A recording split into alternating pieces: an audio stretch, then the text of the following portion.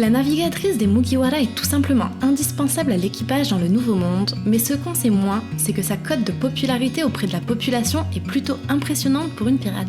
On se retrouve aujourd'hui pour la 5e partie des Mugiwara Stories dédiée à la belle Nami, et pour ceux parmi vous qui m'ont demandé où se procurer le roman, je vous mets un lien dans la description pour le commander tout en soutenant la chaîne.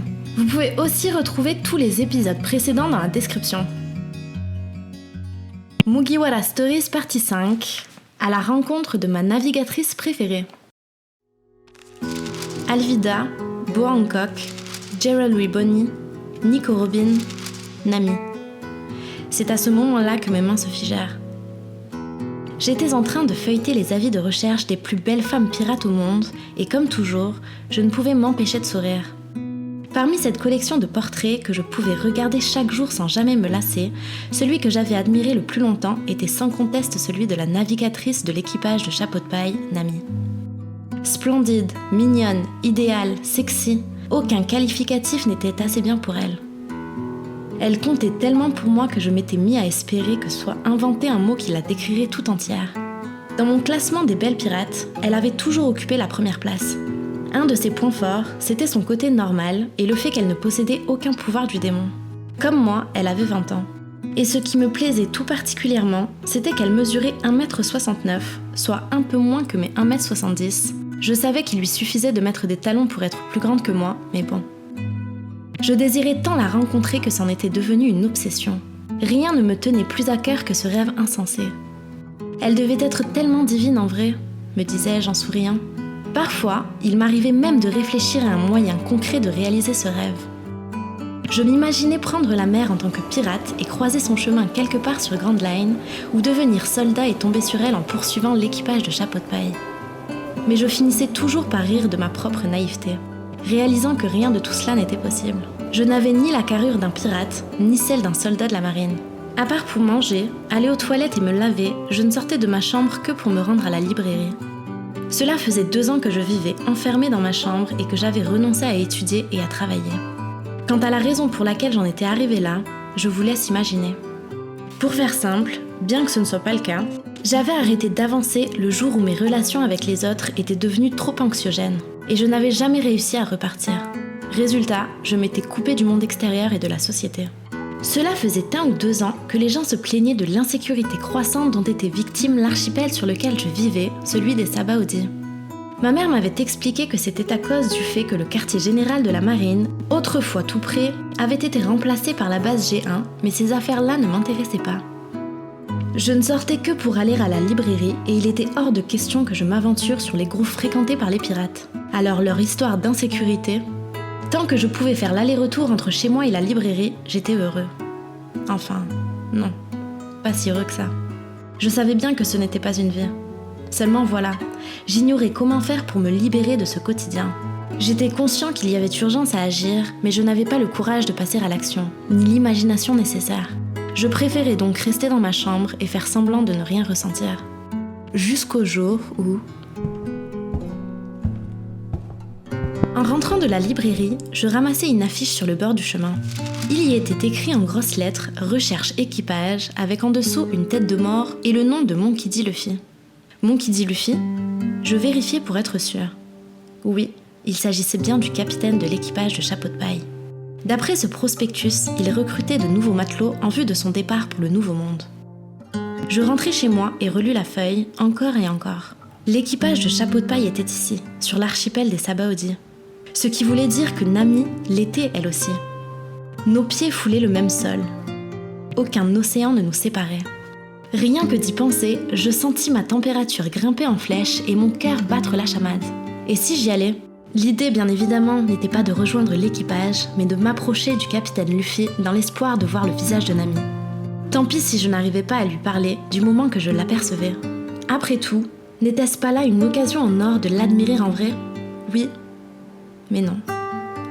Ce n'était pas comme se rendre à un concert de musique pour voir une chanteuse à la mode.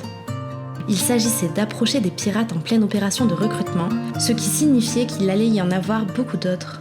Déjà qu'un seul aurait suffi à me terroriser, je ne me voyais pas en affronter toute une assemblée. Je n'étais même pas capable d'aller ailleurs que dans une librairie. Non, décidément, c'était trop pour moi. Mais d'un autre côté, il y avait Nami.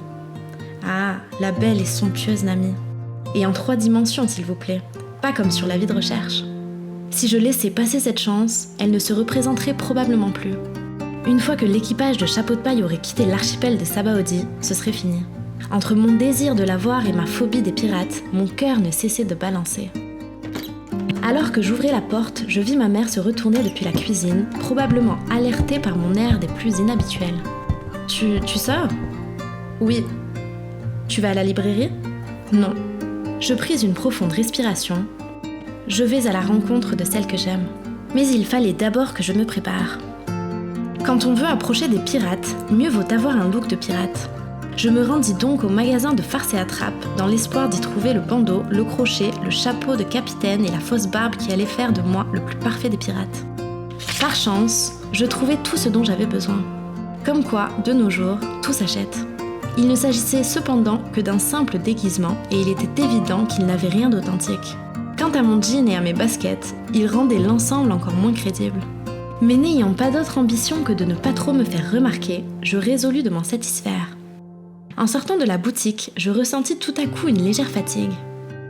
Il faut dire que je n'avais pas fait autant d'achats depuis un bon bout de temps. Mais ce n'était pas le moment de se relâcher. Je devais rejoindre l'équipage de Chapeau de Paille. Sur l'annonce de recrutement était indiqué le nom d'un bar situé sur un groove réputé dangereux, de ceux qu'il ne me viendrait jamais à l'esprit de visiter. Ouah, ça fiche les jetons. Je ferais peut-être mieux de rentrer à la maison.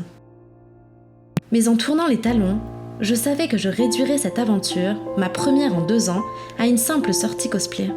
Et ça, je ne le voulais pas. Je décidai alors de ranimer la flamme de ma volonté et de mobiliser le peu de courage que j'avais pour prendre le chemin du bar indiqué sur l'affiche.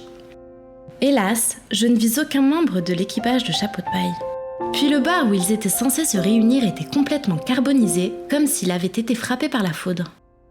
Après un moment d'hésitation, je m'approchai des ruines et aperçus un homme au crâne à moitié chauve qui me semblait être le tenancier du bar. Bien qu'il fût occupé à ramasser des morceaux de bois brûlés, je pris mon courage à 2 mains et lui adressai la parole d'une voix hésitante. On m'a dit que l'équipage de Chapeau de Paille était ici ? L'équipage de Chapeau de Paille, dit l'homme d'un air agacé.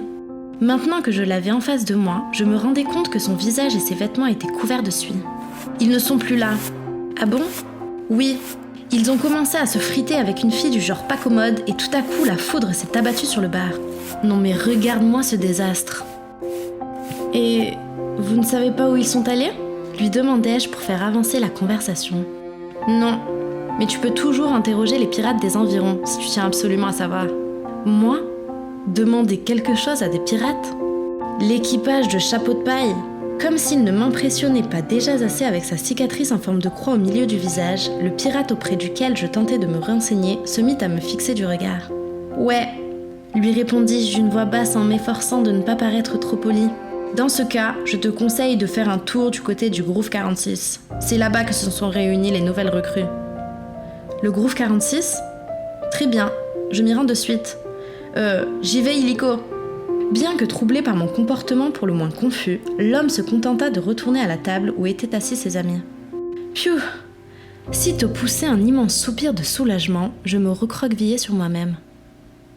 Entrer dans un autre bar que celui où s'était abattue la foudre et demander où se trouvait l'équipage de Chapeau de Paille à un homme dont tout portait à croire qu'il était pirate semblait au-dessus de mes forces, et pourtant, j'y étais arrivée. Non sans craindre pour ma vie cependant. La peur et le stress m'avaient tellement fait transpirer qu'on aurait cru que je venais de sortir de mon bain. Ma fausse barbe s'était quant à elle décollée sous l'effet de la sueur, mais je n'avais pas le temps de chercher où elle avait pu tomber. J'ai réussi, maman. Je l'ai eu l'information que je voulais. Ça m'aura peut-être coûté 3 ans d'espérance de vie, mais maintenant, je sais où est l'équipage de Chapeau de Paille, pensais-je.